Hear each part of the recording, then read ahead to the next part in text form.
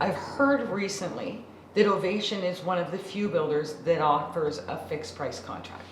And you all chose that option rather than a cost plus.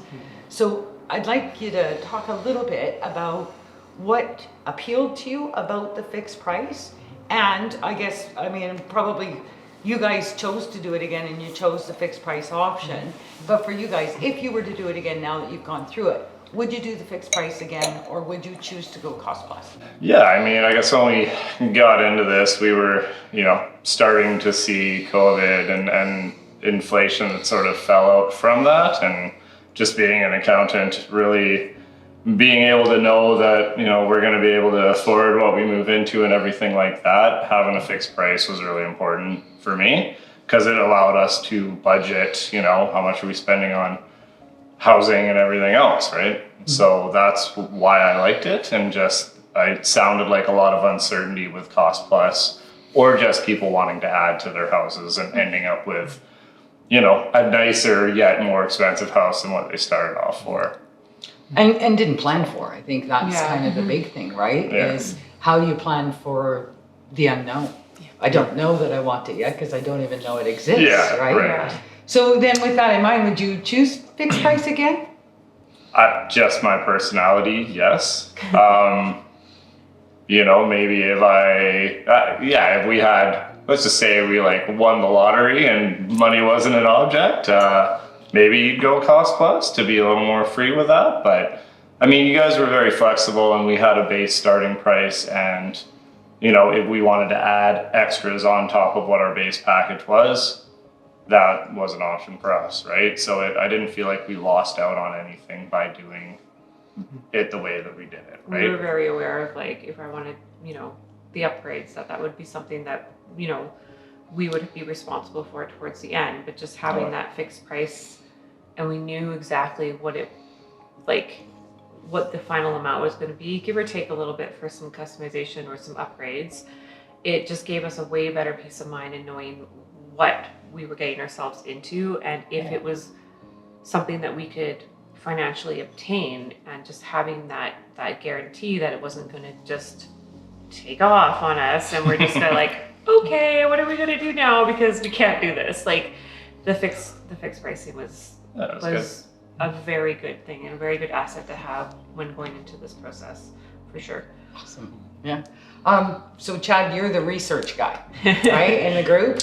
I used to, if I wanted to know something, I say, hey Chad, have you heard about this? Right? And next day I have graphs and synopsis and everything. So fixed price for you. Yes. So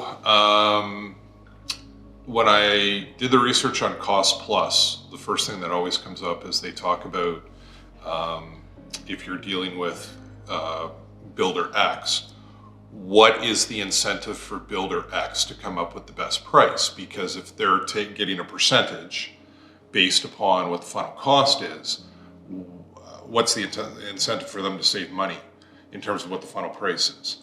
So for us, fixed price, Yeah. I think we were pretty adamant about the level of confidence that we had knowing what the final price would be.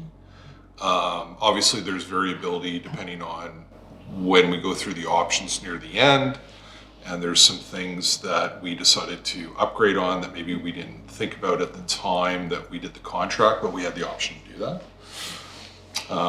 But in terms of cost plus versus the fixed, I don't think we really had to think too much about it. I sort of dovetailing on what Bob and Sylvia were saying, I think knowing what the price is, it's almost like a level of insurance, so that we know exactly what we're dealing with and we can budget accordingly.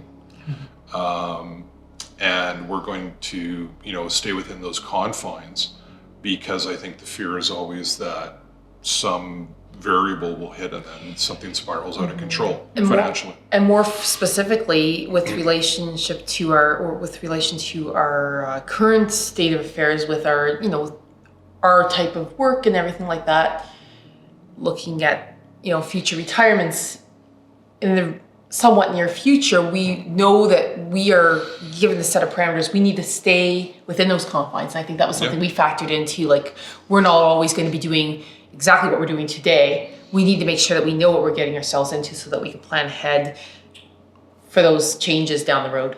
And just have that security Yeah. moving forward. Exactly. Kinda like and not know- thinking about it anymore, knowing this is our price, this is what we got to do, we know we can do this, it's okay. And then you met Bob the electrician. Yeah. Yeah. And then we got pretty excited about his Alexa scheme. Well, Chad didn't, but I did. But I like that part of it Right? where as you go through the process, when things come up that you want to upgrade on or invest in or whatever verbiage you want to use, that you're able to do that.